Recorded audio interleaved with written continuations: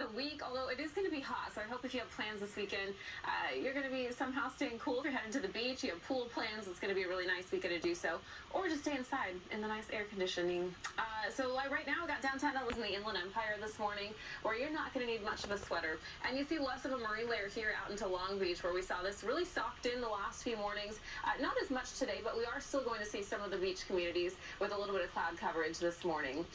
As we take you out to our live media Doppler 7000 HD, we saw quite a bit of weather yesterday. Not a whole lot going on in our region, but as we pan out over the last 12 hours, you can see all the thunderstorms that were firing up over the mountains, the deserts, out near Las Vegas, the California-Nevada border. If you're driving along the 15 between Barstow and Las Vegas, we saw a lot of thunderstorms there, and also a couple over Big Bear, too. But as we get a little bit closer, you don't see a whole lot going on. However, we have chances of that happening again this afternoon, and chances are a little bit higher today, too. We have a little more moisture out there, and it's going to be getting just a little bit closer to us. So just know that the potential is there.